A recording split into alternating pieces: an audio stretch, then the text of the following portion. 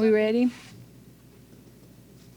Yep. You ready? Start with opening comment. I'm really proud of this team, going through our non-conference and one conference game and being 13-0. And I know, I don't think about that part a lot, but you know what? This is a game, and these are kids, and this is the fun part. This is why they play. They want to win. So do I.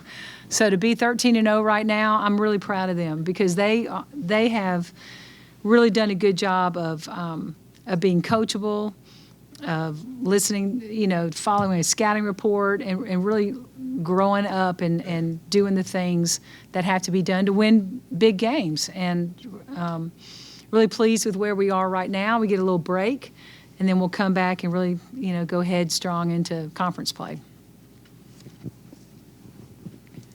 Just an observation, but it seemed like they weren't used to running as much as you made them run or being hounded on the defensive end as much as you guys hounded them.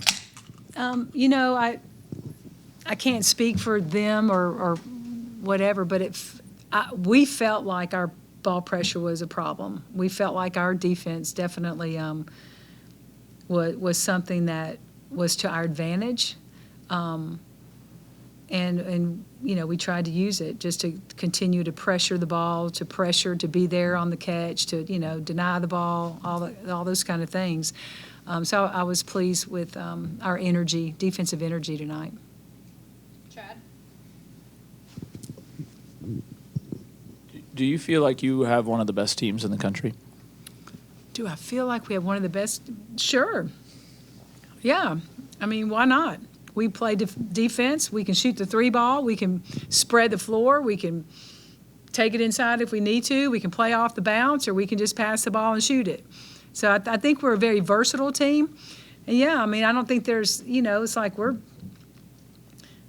who wants, we'll step up against anybody. But I think we have one of the best teams. Yeah, I do. In the front? I'm curious about these end of games because against North Carolina, had the big lead and then try to slow the game down, milk some clock, and they get a little bit of North Carolina got a run here. Nebraska kind of got into a run, but not something that you couldn't stop. How do y'all approach those last minutes there where you're trying to intentionally milk clock right there? Well, I thought Nebraska did a really good job of just putting their head down and going at us and stopping the clock.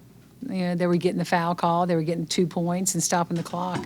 But we felt like if we could just, hey, if you want the 2 points, okay. We just didn't want to give up the 3 points. And we gave up a couple there that we shouldn't have, but we were really focused on not giving up a lot of the threes. So, but I thought what they did, putting their head down and going at us and getting themselves, stopping the clock and getting to the line was, a good coaching move on her part, and they executed it. But they were fouling us, and we were hitting our free throws. So we did a good job with that. Previous years, Morgan and Dunn were the players that logged all the minutes for you. How important has it been this year to have players that can come in for them and they can maybe rest a little bit every now and then throughout the game? Incredibly important. There's no doubt. I mean, incredibly important. It's difference making, and not only can they come in and rest them, they can score, they can defend, they can do everything that we're trying to do at a high level. And so, the depth, and I've said this before, it's the quality depth that we have, because we have any number of players that could start on this team, but we've kind of settled into a starting rotation right now, and it's really good to be. I can play off of that really, really well, but like I said, these kids are they're dialed in and bought into what we're doing, and they work hard to make sure they can make it happen on the court. Aaron in the back. Danny mentioned kind of this underdog mentality that's fueled you all throughout this start to the season. Mm-hmm. Where do you think that comes from, and can you continue to use that as you gain more notoriety and focus? Yeah, I think, it's more about, it's easy to follow the schools that have always been there and always done that and whatever, and then all of a sudden you get the ones who are now on the come up, like Georgia Tech is with this bunch, and you have to really prove yourself. You have to really, night in and night out, prove yourself.